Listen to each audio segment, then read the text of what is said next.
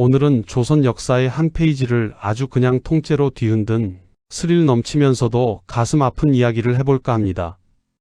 제목부터 심상치 않죠? 바로 왕위를 삼키다 계유정난과 단종 폐위입니다. 와우! 이 드라마 같은 이야기가 실제 역사였다는 게 믿어지시나요? 우리가 미처 몰랐던 피 튀기는 권력.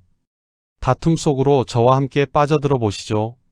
오늘은 단순한 역사적 사실의 나열을 넘어 그 시대 사람들의 감정과 선택, 그리고 파란만장했던 삶의 궤적을 함께 따라가 보려 합니다.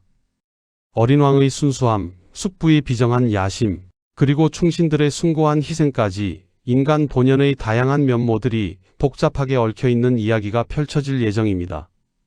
자, 이제 시간 여행을 떠날 준비 되셨나요? 그럼 지금 바로 시작합니다. 이야기의 시작은 조선 5대 왕 문종의 갑작스러운 죽음으로부터 시작됩니다. 문종은 병약한 몸으로 세종대왕의 뒤를 이어 왕위에 올랐지만 채 2년도 되지 않아 세상을 떠나고 말아요. 너무나 안타깝게도 이때 세자는 겨우 12살 단종이었죠. 어린 왕이 즉위하자마자 어김없이 등장하는 왕권 찬탈 시나리오. 어째 역사 속에서는 이런 비극이 반복되는 것 같아 씁쓸하기도 합니다. 그 중심에는 바로 문종의 아우이자 단종의 숙부인 수양대군이 있었습니다. 수양대군이 누구냐고요?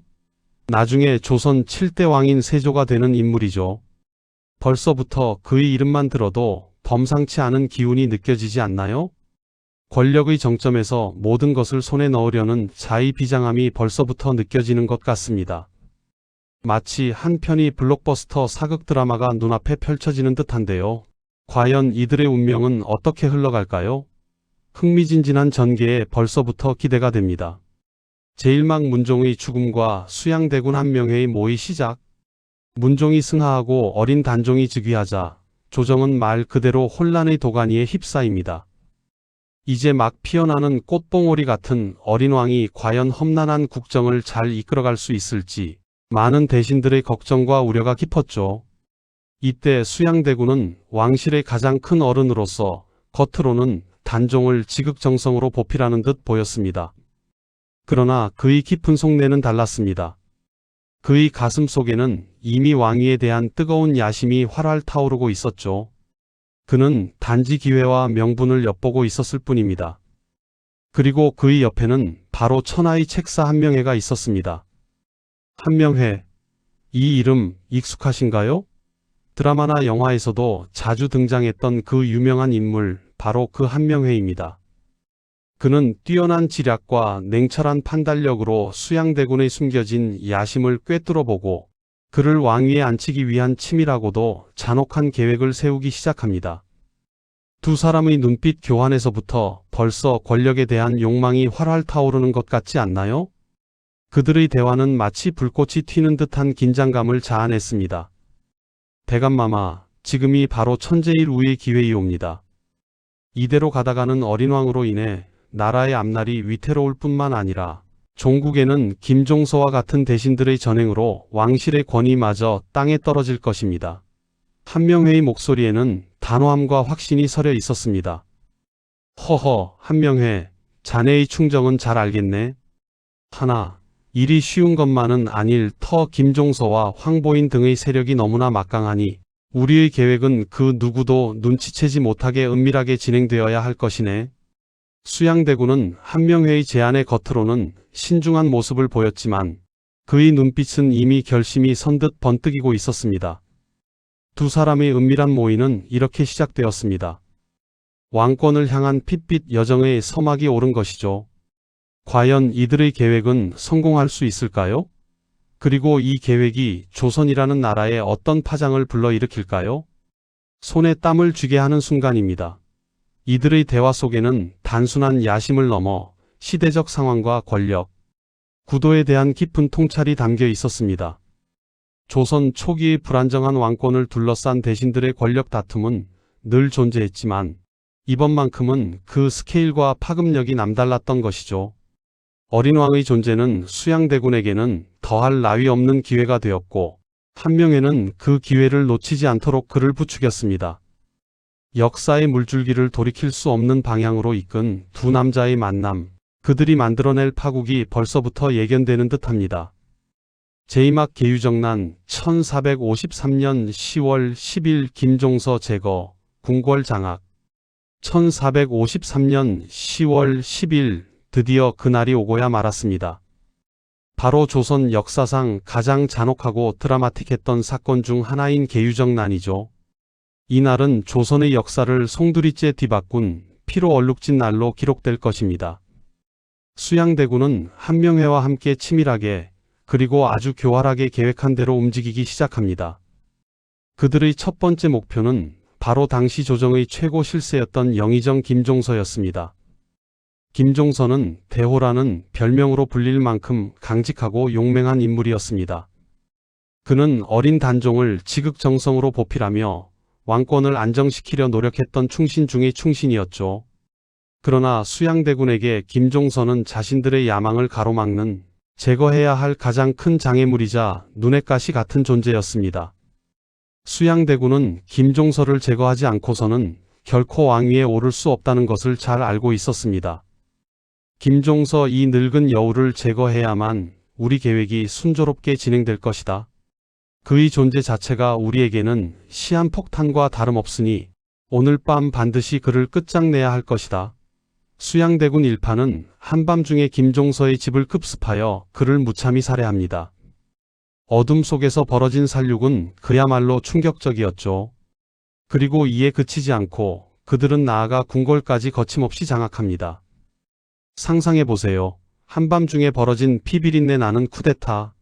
병사들의 발소리와 비명소리가 궁궐을 가득 메우고 어린 단종은 속수무책으로 당할 수밖에 없었습니다. 그의 작은 가슴에 얼마나 큰 공포와 절망이 밀려들었을까요? 이 장면은 정말이지 영화보다 더 영화 같지 않나요? 역사 드라마의 한 장면처럼 생생하게 그려지는 참혹한 현장입니다. 수양대군은 이 기회를 틈타 자신에게 방해가 될 만한 모든 대신들을 숙청했습니다. 김종서를 비롯한 황보인, 정분 등 수많은 충신들이 이날 밤 목숨을 잃었죠. 왕실과 조정은 삽시간에 피바람이 불어 닥쳤고 권력의 판도는 완전히 뒤집혔습니다. 이 모든 일이 단 하룻밤 사이에 이루어졌다는 사실이 놀랍지 않나요? 철저한 계획과 신속한 실행이 없었다면 불가능했을 일입니다. 계유정난은 단순한 권력 다툼을 넘어 조선의 정치 지형도를 영원히 바꾸어 놓은 충격적인 사건으로 기록됩니다. 제3막 권력 독식과 안평대군 제거. 김종서와 그를 따르던 세력들을 제거한 수양대군은 이제 말 그대로 거칠 것이 없었습니다. 조정의 모든 권력은 그의 손아귀에 완벽하게 들어왔고 그는 자신에게 조금이라도 방해가 되는 세력들을 마치 가지치기 하듯 하나둘씩 무자비하게 제거해 나갑니다. 피비린내 나는 숙청 작업은 한동안 계속되었죠. 그 중에서도 특히 눈에 띄는 인물이 있었으니 바로 문종의 또 다른 아우이자 단종의 숙부인 안평대군이었습니다. 안평대군은 수양대군과는 다른 매력을 가진 인물이었습니다. 그는 당대 최고의 학자이자 예술가로서 학문과 예술의 깊은 조예를 가지고 있었으며 문종의 총애를 받았던 왕실의 어른이었습니다. 그의 주변에는 많은 문인과 예술가들이 모여들었고 자연스럽게 하나의 세력을 형성하고 있었습니다. 이러한 안평대군의 존재는 수양대군에게는 잠재적인 위협 요소로 여겨질 수밖에 없었습니다. 비록 정치적인 야심을 직접적으로 드러내지는 않았지만 그의 인망과 영향력은 수양대군에게 부담으로 작용했던 것이죠. 결국 수양대군은 안평대군을 영모죄로 몰아 강화도로 유배를 보냅니다. 영모죄라는 것은 당시 권력 다툼에서 가장 흔하게 사용되던 무서운 명분이었죠. 유배지에서 안평대군은 얼마 지나지 않아 비극적인 죽음을 맞이하게 됩니다. 그의 죽음은 수양대군의 잔혹성을 다시 한번 확인시켜주는 사건이었습니다. 피도 눈물도 없는 권력 다툼의 잔인함을 여실히 보여주는 대목입니다. 어리석은 차, 왕실의 명예를 더럽히다니 내 감히 용서치 않을 것이다. 수양대군의 무시무시한 말이 귓가에 맴도는 것 같습니다. 왕위를 향한 그의 집념 앞에서 혈육의 적마저도 아무런 의미가 없었습니다. 안평대군 외에도 금성대군 등 수많은 종친들과 대신들이 그의 숙청 칼날을 피하지 못했습니다. 수양대군은 자신의 권력을 공고히 하기 위해 어떤 희생도 불사하는 냉혹한 모습을 보였습니다. 이로써 단종을 지지하거나 지지할 가능성이 있는 모든 세력은 철저하게 제거되었고 수양대군의 절대적인 권력이 확립되는 발판이 마련됩니다. 역사는 때때로 가장 가까운 혈육에게 가장 잔인한 비극을 강요하기도 한다는 것을 보여주는 참담한 장면이 아닐 수 없습니다. 제3학 단종에게 선의를 강요하는 장면 1455년 이제 거칠 것 없이 모든 권력을 완벽하게 장악한 수양대군은 마지막 단계에 돌입합니다. 그는 더 이상 대군으로서 만족할 수 없었습니다. 그의 목표는 오직 하나, 바로 왕위에 오르는 것이었습니다. 이를 위해 그는 어린 단종에게 왕위를 스스로 넘겨달라고 강요하는 치밀하고도 비열한 작전을 펼칩니다. 1455년 수양대군은 단종을 압박하여 선의를 받습니다. 선의란 왕이 살아있는 동안 다른 사람에게 왕위를 물려주는 것을 의미하는데요. 얼핏 보면 평화로운 왕위 계승 절차처럼 보이지만 단종의 선의는 결코 자의가 아닌 강요에 의한 것이었습니다. 마치 거대한 힘에 짓눌린 작은 새처럼 단종은 선택의 여지가 없었습니다. 전하, 이제 그만 옥좌에서 내려오시옵소서. 성상의 병약하심과 어린 나이로는 이 험난한 국정을 감당하기 어려울 것이옵니다. 이 아우가 잠시 이 나라를 다스리는 것이 마땅하옵니다. 수양대군의 목소리는 겉으로는 충정을 가장했지만 그 속에는 왕위를 향한 맹렬한 욕망과 위협이 가득했습니다. 수많은 대신들과 종친들이 수양대군의 편에 서서 단종을 압박했고 어린 단종은 어찌할 도리가 없었습니다. 그의 눈에는 공포와 슬픔이 가득했을 거예요. 그는 그저 고개 숙여 숙부의 요구를 받아들일 수밖에 없었을 것입니다. 이 장면을 상상하니 정말 마음이 아프네요. 왕관의 무게는 때로 너무나 잔인한 것이며 어린 왕에게는 감당할 수 없는 짐이었을 것입니다. 이로써 수양대군은 정식으로 왕위에 오르게 되고 그가 바로 조선의 7대 왕인 세조가 됩니다. 하지만 그의 왕위는 어린 조카의 눈물과 수많은 피를 딛고 세워진 것이었기에 역사적으로 많은 논란과 비판을 받게 됩니다. 단종은 상황으로 물러나지만 그의 앞날은 여전히 불투명했습니다. 권력을 잡은 세조는 과연 어린 상황을 가만히 내버려 둘까요? 우리는 이미 역사의 비극적인 흐름을 예감할 수 있습니다. 한때는 왕이었고 이제는 허울뿐인 상황이 된 단종의 심정은 어떠했을까요? 그의 작은 어깨에 지워진 운명의 짐은 너무나도 무거웠을 것입니다. 이처럼 왕위는 때로 한 개인의 운명을 송두리째 바꿔놓는 잔혹한 힘을 가지며 그 과정에서 수많은 희생과 비극을 낳게 됩니다. 제오막 사육신의 복위 계획과 좌절, 성산문의 처형, 단종의 비극적인 폐위 소식은 조선의 충신들에게 깊은 슬픔과 분노를 안겨주었습니다. 그들은 세조의 왕위 찬탈을 결코 용납할 수 없었으며 어린 단종을 다시 왕위에 복위시키기 위한 비밀스러운 계획을 세우기 시작합니다. 이들이 바로 우리가 익히 알고 있는 사육신입니다. 성산문, 박팽년, 하위지, 이계, 유성원, 유흥부 이들의 이름만 들어도 가슴이 뭉클해지지 않나요? 이들은 단순히 단종에 대한 충성심뿐만 아니라 군신의 도리와 명분에 대한 확고한 신념을 가진 인물들이었습니다. 그들은 목숨을 걸고 단종의 복위를 도모했지만 안타깝게도 이들의 계획은 세조에게 발각되고 맙니다. 그 계획은 세조를 제거하고 단종을 다시 왕위에 앉히려는 매우 위험하고도 담대한 시도였습니다. 그러나 어찌된 영문인지 이들의 치밀한 계획은 실행에 옮겨지기도 전에 세상에 드러나고 말았고 결국 사육신들은 세조의 칼날을 피할 수 없게 됩니다. 세조는 복위 계획에 가담한 사육신들을 붙잡아 혹독한 고문을 가하고 그들의 입에서 모든 진실을 털어놓게 하려 했습니다. 상상조차 하기 힘든 고통 속에서도 사육신들은 끝까지 자신들의 뜻을 굽히지 않았습니다. 특히 성산문은 모진 고문에도 굴하지 않고 끝까지 세조를 나으리라 부르며 왕으로 인정하지 않았으며 자신의 충절을 굳건히 지켰다고 전해집니다. 나으리, 감히 대감마마를 욕보이지 마십시오. 전하께서는 아직 살아계시거늘 어찌 대감께서 왕위를 찬탈하시어 이 나라를 혼란에 빠뜨리셨나이까?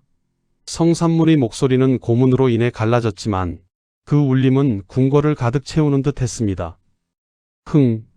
천하의 역적들이 어디 감히 나의 권위에 도전하는가.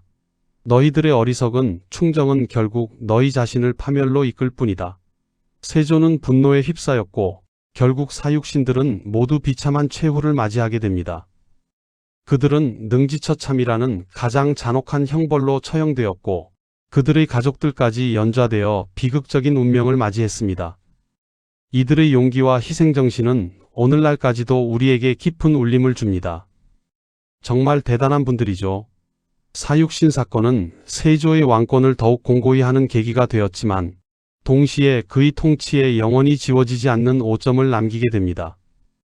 역사는 때때로 개인의 신념과 대의를 위해 목숨을 바친 이들의 이야기를 영원히 기억합니다. 사육신들은 비록 뜻을 이루지 못했지만 그들의 충절은 오랜 세월이 지나도록 수많은 사람들에게 귀감이 되고 있습니다. 그들의 죽음은 단순한 개인의 비극을 넘어 불의한 권력에 맞선 정의로운 저항의 상징으로 남아 있습니다. 제육막 영월 청령포 유배 단종의 사약과 최후 사육신 사건 이후 세조는 더 이상 어린 상황 단종을 용납할 수 없었습니다. 단종의 존재 자체가 자신의 왕권을 위협하는 불안 요소이자 잠재적인 반역의 씨앗이 될 수 있다고 판단했던 것이죠. 결국 세조는 단종을 상황의 자리에서 폐위시키고 멀리 강원도 영월의 청령포로 유배를 보내게 됩니다. 청령포는 그야말로 천혜의 유배지였습니다. 삼면이 깊은 강으로 둘러싸여 있고 나머지 한쪽은 험준한 산으로 막혀 있어 밖으로 나갈 수 없는 지형이었죠. 한번 들어가면 외부와의 접촉이 사실상 불가능한 고립된 공간이었습니다. 어린 왕 단종은 이곳에서 가족과 떨어진 채 외롭고 고통스러운 나날을 보내야 했습니다. 그의 마음속에는 얼마나 큰 절망과 외로움이 자리 잡았을까요? 그는 유배지에서도 끊임없이 세조의 감시를 받아야 했고 심지어는 식사 하나 제대로 할 수 없을 정도로 비참한 생활을 이어갔다고 전해집니다. 계절이 바뀌고 낙엽이 지는 동안에도 단종의 슬픔은 깊어만 갔을 것입니다. 그리고 마침내 1457년 세조는 단종에게 마지막 일격을 가합니다. 더 이상의 불안 요소를 남기고 싶지 않았던 것이겠죠. 세조는 단종에게 결국 사약을 내립니다. 어명이다. 상왕에게 사약을 내리라. 더 이상 영모의 싹을 남겨서는 안 된다. 세조의 단호한 명령에 사약을 들고 온 금부도사의 발걸음은 무거웠을 것입니다. 단종은 그 자리에서 자신의 운명을 직감했을 것입니다. 아니되옵니다. 전하, 폐하께서는 죄가 없으시옵니다. 이대로는 아니되옵니다. 주변의 충신들이 비통하게 절규했지만 이미 돌이킬 수 없는 결정이었습니다. 억울하고 가련한 단종은 17살의 어린 나이로 세상을 떠나게 됩니다. 그의 짧은 생애는 한편의 비극 드라마와 같죠. 그는 왕으로 태어나 왕위를 잃고 유배지에서 홀로 쓸쓸히 죽음을 맞이하는 기구한 운명을 살았습니다. 청령포에 홀로 남겨진 단종의 마지막 모습은 우리의 마음을 너무나도 아프게 합니다. 그의 죽음은 조선 역사상 가장 슬프고 안타까운 비극 중 하나로 기억됩니다. 어린 왕의 순수함과 무고함이 잔혹한 권력의 희생양이 된 순간이었습니다. 단종의 죽음은 단순히 한 인물의 생을 마감하는 것을 넘어 조선 왕실의 정통성과 도덕성에 깊은 상처를 남겼습니다. 청령포의 고즈넉한 풍경 속에는 아직도 단종의 애달픈 한숨이 서려 있는 듯합니다.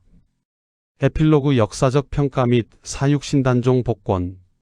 이렇게 계유정난과 단종 폐위의 비극적인 역사는 막을 내립니다. 수양대군은 세조로서 강력한 왕권을 확립하고 조선의 기틀을 다지는 데 큰 역할을 했습니다. 그는 국방을 강화하고 법전인 경국대전 편찬의 기틀을 마련하는 등 뛰어난 통치력을 보여주었죠. 하지만 그의 권력 찬탈 과정은 수많은 피와 희생을 동반했습니다.